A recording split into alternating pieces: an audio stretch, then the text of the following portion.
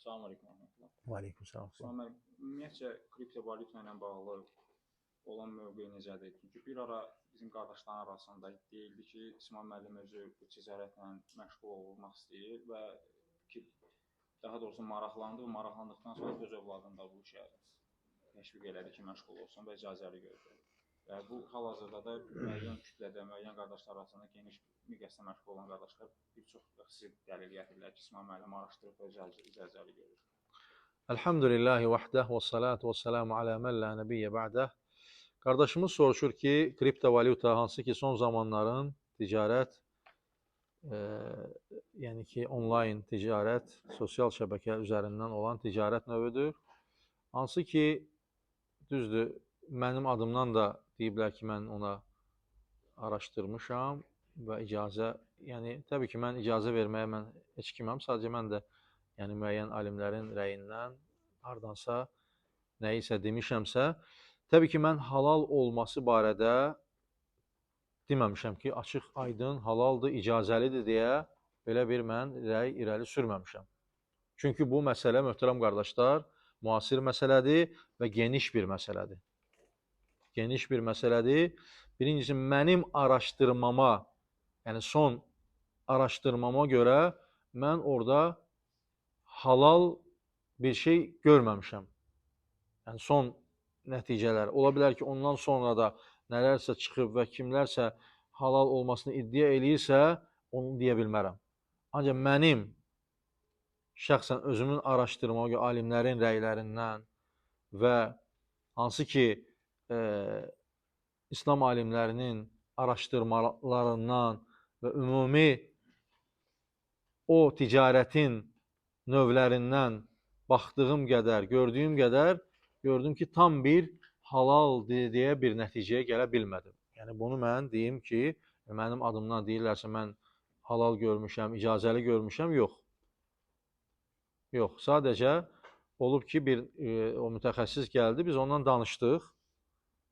Ancaq onlar da bəziləri orada müəyyən məqamları gizlədirlərmi və yaxud da unudurlarmı deməyə, düzdür, mən orada öz yaxınımı orada əlavə eləməyin səbəb nə idi?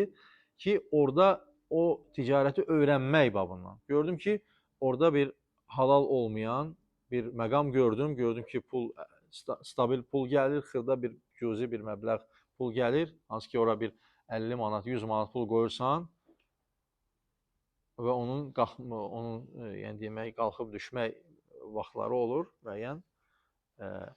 Və sadəcə orada gördüm ki, hər ayda cüzi bir məbləğ artır. Və onu araşdırdım ki, bu nədir belə? Gördük ki, bilirik ki, möhtərəm qardaşlar, yəni əgər stabil bir artım varsa, bu haramdır, ribadır. Deyək, məsələn, daha mövzunu bir geniş şəkildə deyim. Deyək, məsələn, qardaş mənə 1000 manat pul verib. Və mənə nə deyir? Deyir ki, İsmail qardaş, bu pulu istifadə et, ayda mənə $100 pul ver, 100 manat pul ver. 1000 manat pul verib. Bu pulu dövriyəyə sal və hər ay mənə 100 manat pul ver. Bu icazəli də yox. Bir çox qardaşlarımızın elədiyi səhvlərdən birisidir. Bu haramdır, bu ribadır.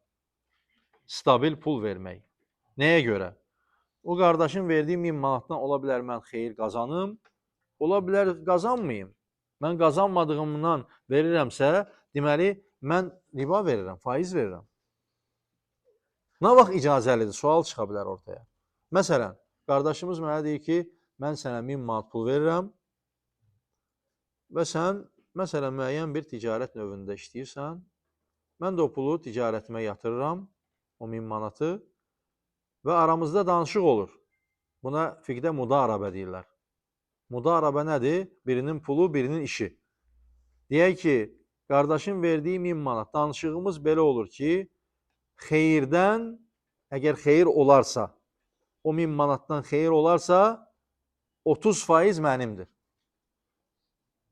Bu icazəlidir. Artıq o qoyulan 30% xeyirdən, artıq o tənzimləyir. Xeyir olsa 30% veriləcək. Ola bilər bu ay oradan 20 manat xeyir olub, ola bilər gələn ay 30 manat. Artıq burada ədalətlə bölgü gedir. O da xeyir olarsa. Bu icazədir. Ancaq qaldı ki, desin ki, 1000 manat verirəm, mənə ayda 100 manat ver və yaxud 50 manat stabil ver. Bir çox qardaşlar onu edirlər bilmədən. Bu haramdır və ribadır bu. Bu təhlükəli bir məsələdir. Görürsən, sonunda müflis olurlar. Çünki bu ticarət qadağan olunmuş ticarət. Ona görə möhtərəm qardaşlar, yəni bu ticarətdə də indi kriptovalyutanın mən tam dərinlikləri ilə araşdırıb sonuna mən çatdıra bilmərəm. Təbii ki, o müasir məsələdir və onun yüzlərlə növləri və qolları çıxır. Hər gün də yenilənir. Sadəcə bugünkü gün mən öz adıma deyə bilərəm ki, mən araşdırmama görə mən halal bir nəticəyə gəlib çıxa bilməmişəm. Bəlkə də halal yerləri var və gələcəkdə çıxacaq. Nəsə baş verəcək, onu indidən heç kim heç nə deyə bilməz. Bugünkü gün mənim şəxsən araşdırmama görə bir halal bir nəticəyə ki, tam əmin şəkildə bəli, işləyin və bunu istifadə edin deyə biləcək bir nəticəyə gəlməmişəm. Allahu aləm. Bəli.